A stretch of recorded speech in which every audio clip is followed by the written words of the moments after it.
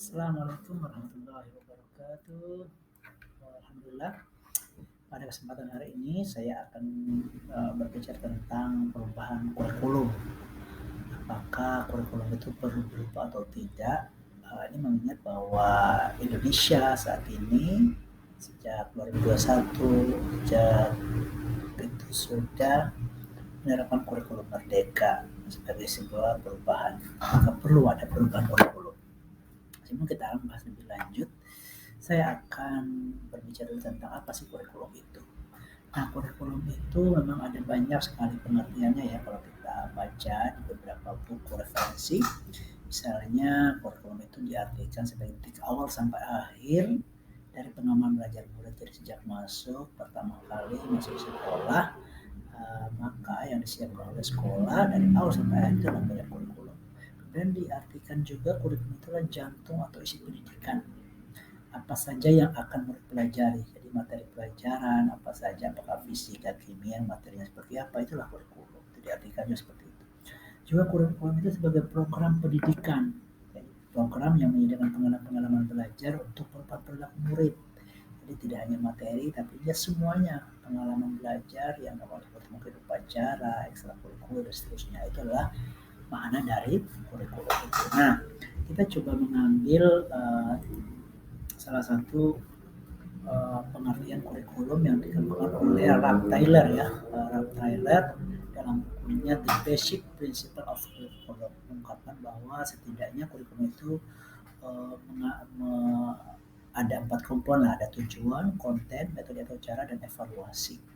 Ya, jadi dengan komponen itu bisa kita peras lagi menjadi yaitu bahwa kurikulum ada tujuan, ada pembelajaran atau konten, ada panduan pedagoginya, ada panduan asesmen. Jadi istilahnya di kurikulum kalau dimasukkan lagi ke dalam dokumen kurikulum dia dalamnya ada tujuan, pasti tujuan dari sekolah, tujuan pembelajaran, kemudian pembelajaran, tujuan belajar atau kontennya, kemudian ada panduan pedagogi, ada panduan asesmennya, ada 3 dari oleh Taylor tadi. Kemudian komponennya kira-kira ada 3, itu tujuan pembelajaran, konten, panduan pedagogi, dan panduan asesmen. Kemudian kira-kira kalau diperas lagi maka kira-kira kurikulum itu dapat diartikan kompetensi apa yang akan dimiliki murid sebagai proyeksi masa depan dan bagaimana cara mewujudkan atau mencapai kompetensi yang akan dimiliki murid tersebut. Jadi kira-kira kurikulum itu bisa diartikan apa yang akan dipelajari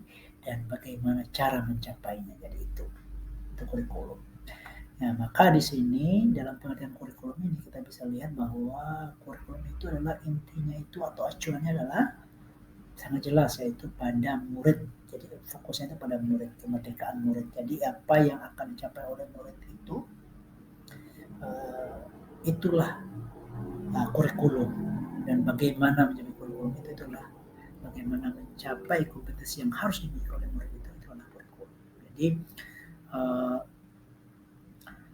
kemerdekaan murid dalam belajarlah sebagai jantung atau desain pengembangan kurikulum di sini itu. Jadi jantungnya, jadi fokusnya sebuah sekolah pendidikan murid, kemerdekaan murid seperti itu. Nah, apa kemudian peran dan fungsi kurikulum dalam berbagai referensi? Kurikulum itu sebagai pedoman acuan kita dalam pembelajaran. Mungkin ada orang berkata, oh kurikulum itu tidak penting, yang penting gurunya, yang penting belajar. Nah, tapi sebenarnya itu kurang tepat juga, karena tanpa ada kurikulum kita akan menjadi bias, arahnya tidak pasti. Sehingga kurikulum itu adalah sebagai pedoman dan acuan kita dalam pembelajaran. Jadi kalau tujuan dipenuhi maka kita mencapai tujuan itu. Maka ada 3 peran kurikulum yang dapat dimaknai ya pada murid itu. 3 peran kurikulum yang dapat kita maknai ya. Nah, kita sebagai seorang guru atau kepada siswa ya, atau tujuan kurikulum secara garis besarnya itu ya, kurikulum misalnya ditentukan oleh sebuah negara sebagai sebuah kebijakan negara, maka itu fungsinya adalah apa? Yaitu mewariskan nilai dan budaya masyarakat yang relevan dengan masa kini. Jadi kalau orang misalnya kenapa kita tidak seperti Finlandia, kita tidak seperti Jepang, tidak seperti Amerika, Australia, Singapura, seterusnya. Kan kurikulum kita itu nggak tepat. Nah, kita. Ya memang tidak akan bisa sama sebuah kurikulum di sebuah negara itu. Karena apa? Karena fungsi kurikulum itu yang mewariskan nilai dan budaya masyarakat yang relevan di masa kini. Jadi kita tidak sama dengan Jepang, tidak sama dengan Finlandia ya. Ada hal-hal tertentu yang tidak sama. Jadi ini yang mewariskan nilai, misalnya tentang agama, PPKN misalnya ya, kewarganegaraan itu pasti beda karena fungsi kurikulum itu yang berbeda. Karena mengembangkan sesuatu yang dibutuhkan saat ini dan masa depan. Nah ini mengembangkan, nah, ini yang sangat penting bagi kita. Kenapa? Yang harus kita garis bawahi bahwa kurikulum itu adalah mengembangkan sesuatu yang dibutuhkan saat ini dan masa depan. Apa yang dibutuhkan saat ini oleh siswa, dibutuhkan oleh bangsa kita, apa yang dibutuhkan oleh masyarakat, itu adalah kurikulum. Kemudian menilai dan memilih sesuatu yang relevan sebagai kontrol sosial. Nah ini menilai dan memilah sesuatu yang relevan sebagai kontrol sosial. Jadi di sini kurikulum itu sangat penting, kontrol sosial. Bagaimana kemudian punya nilai-nilai sebuah pendidikan itu siswa kita itu. Nah, kemudian bagi guru adalah untuk memandu dalam proses belajar murid. Jadi kurikulum itu penting bagi guru untuk memandu kita dalam proses belajar mengajar. Apa yang kita ajarkan, bagaimana caranya, bagaimana harusnya melihat kemudian perbedaan-perbedaan siswa itu di sini. Nah, itu kurikulum. Nah, sehingga kalau ini diserahkan ke masing-masing guru, maka akan sangat subjektif. Maka perlu ada kurikulum. Di sini laporan dan fungsi kurikulum. Kemudian, nah, kenapa perlu ada? Kita coba lihat kenapa. Mungkin salah satu kalau kita kaji mengapa sih perlu ada perubahan kurikulum itu ya. Nah, kita bandingkan misalnya apa sih yang berubah 10 tahun lalu dan sekarang. Misalnya cara mendapatkan informasinya. 10 tahun lalu kita mungkin sebagai guru atau sebagai murid mendapatkan informasi itu hanya buku, koran, majalah, TV, radio. Saya ingat ketika pagi-pagi datang lihat koran, baca informasi. Nah, tapi sekarang gimana? Kita lihat tuh HP, internetnya, dan seterusnya. Ini ada perubahan. Kemudian cara mengerjakan tugas yang diberikan dulu ya di buku. Sekarang ada komputer, HP dengan internetnya. Ada Google Classroom, ada Drive. Cara berkomunikasi ya dulu ya telepon langsung ya. Sekarang WA, lain media sosial ya, ada Facebook, Instagram, TikTok dan seterusnya. Teknologi yang sering digunakan ya dulu ya TV, ya mungkin sudah komputer ya. Sekarang sudah smartphone, komputer. Kalau dulu mungkin komputer ya, kalau sekarang smartphone, komputer, dan itu hampir sudah dipilih oleh semua siswa. Cita-cita ini juga yang penting. Cita-cita zaman dulu ya tentara, polisi, guru, ya mungkin ya dokter dan seterusnya. Sekarang ya terbatas itu ya dulu. Sekarang udah banyak YouTuber, bisnis online, data analis, data mining, pengembang game, jadi gamers, ada programmer, mau startup, dan seterusnya. Itu ada banyak sekarang yang berubah. Jadi ini ya harus kita pahami. Nah, permainan mereka mainkan dulu ya mungkin game pakai Gmod dan seterusnya juga ada dulu ya, bola seterusnya. Sekarang ada game online, MABA dan seterusnya. Konteksnya ada Roblox, ada seterusnya. Ini yang berubah Bapak Ibu sekalian. Nah sekarang, nah ini mindset kita, keterampilan mindset kita dari dalam hal tentang kurikulum ini, tentang murid lah, keterampilan dibutuhkan murid itu apa sekarang. Ya, mungkin yang sudah sering kita dengar ada critical thinking, kolaborasi, komunikasi, literasi, pendidikan secara opsional, mindset tubuh, ini seperti itu. Sehingga apa? Kurikulum itu ya harus menyesuaikan ini, kurikulum yang responsif terhadap keterampilan yang dibutuhkan sekarang masa yang akan datang. Ini ialah berapa mindset kita tentang perubahan-perubahan 10 tahun yang lalu dan yang akan datang, kompetensi yang dulu dan yang akan datang, dengan profesi yang akan nanti dicita-citakan oleh murid kita, dan bagaimana kurikulum. Nah ini kadang kita abai dengan perubahan ini seperti itu. Kita ingin kalau kita mengajar sama dengan waktu kita diajar oleh guru kita atau dengan kita, padahal zaman sudah berubah, ada banyak hal yang berubah. Nah ini peran kurikulum pembelajaran. Nah spesifiknya kurikulum pembelajaran itulah kan tadi sudah dikatakan sebagai panduan dan acuan untuk proses pembelajaran. Nah sekarang apa tujuan belajar murid, kompetensi apa yang ingin dicapai sebagai pemenuhan kebutuhan murid masa kini dan proyeksi masa depan. Jadi apa tujuan belajar murid?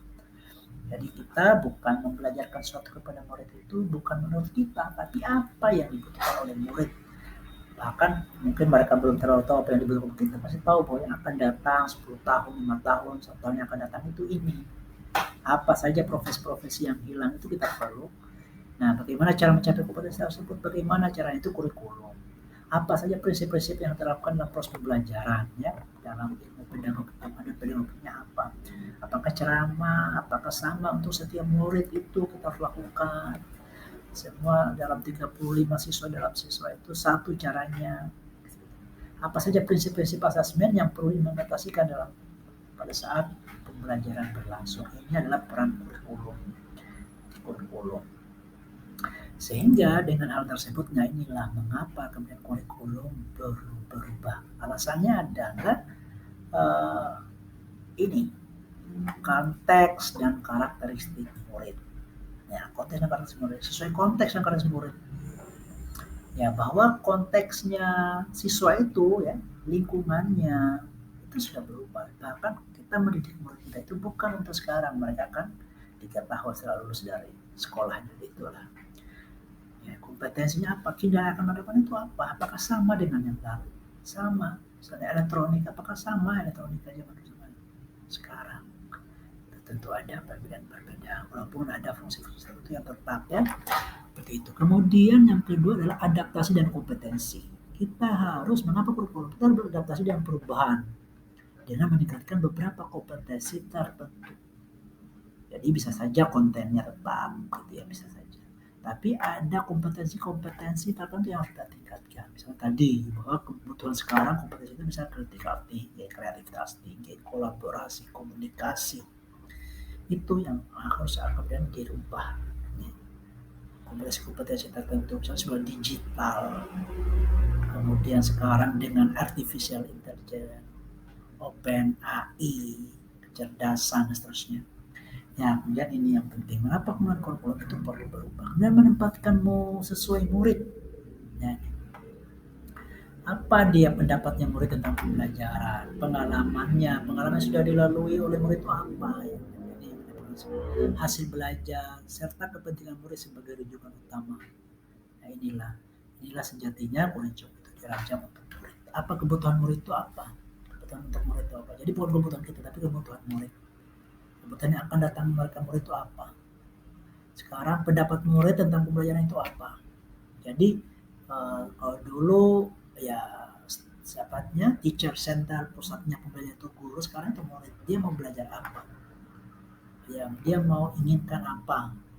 Atau kita bisa prediksi kira-kira siswa ini mau menginginkan apa? Pengalaman seperti apa yang ingin didapat oleh murid? Apakah hanya cukup menghafal, mengingat materi, atau perlu ada tantangan yang lain? Perlu ada proyek-proyek yang membangun pengalaman. Hasil belajar murid, hasil belajar seperti apa? Hasil belajarnya. Nah, kepentingan murid inilah sebagai rujukan, maka perlu kemudian dirubah.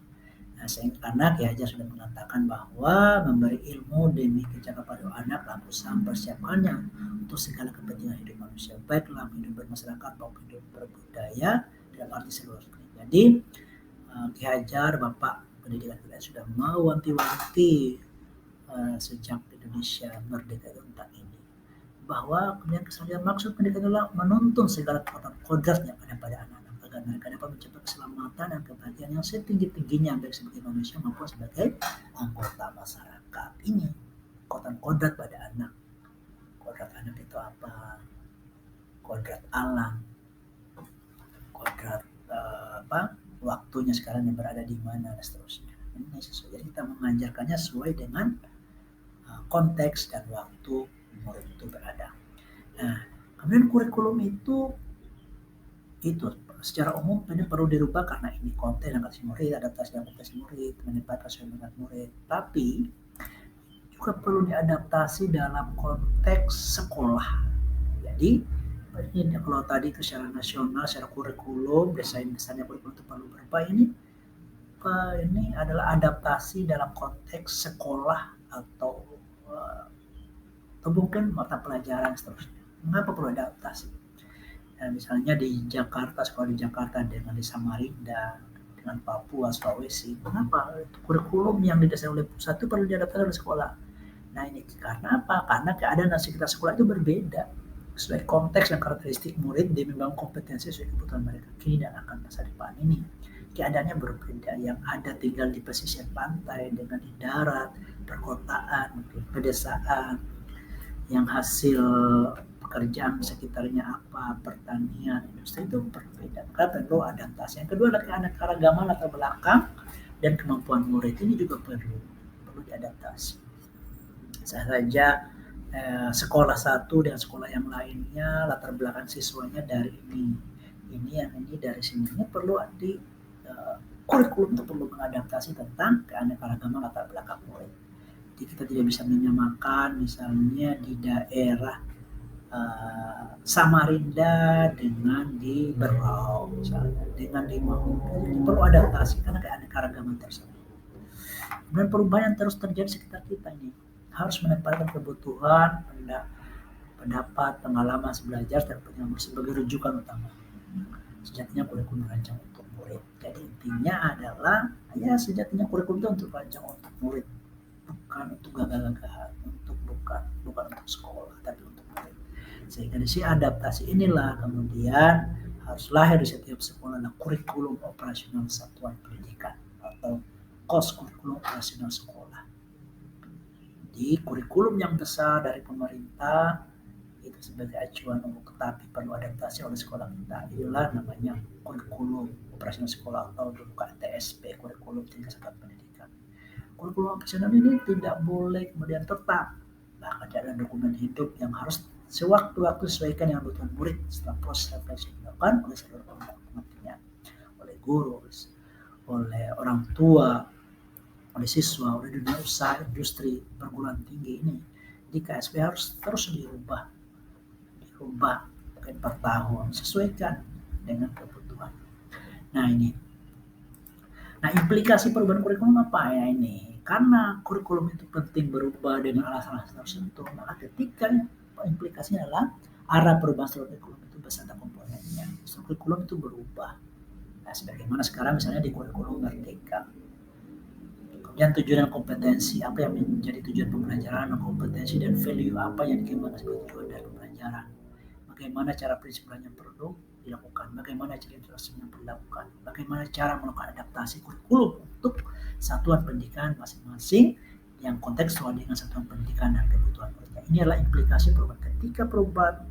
Ketika kurikulum itu niscaya terjadi karena perubahan-perubahan tersebut, maka implikasinya bagi kita sebagai seorang guru, sebagai orang-orang yang ada di sekolah, itu harus implikasinya adalah arah perubahan struktur kurikulum. Ketika kurikulum berubah, maka struktur kurikulum juga harus berubah. Maka wajar ada perubahan struktur kurikulumnya. Misalnya ada intrakurikuler, ada profil pelajaran Pancasila, ada ekstrakurikuler, dan seterusnya. Dalamnya tentang waktu, bagaimana cara mengajarkannya, misalnya pelajaran proyek, dan seterusnya. Itulah itu implikasi. Nah ini seperti itu tadi, misalnya implikasinya tentang struktur kurikulum, program ekstrakurikuler, profil penguasaan Pancasila. Dalam rangka apa tadi itu mengikuti itu. Jadi struktur kurikulum itu adalah mengikuti garis besar dari kurikulum, perubahan-perubahan. Kemudian asesmen.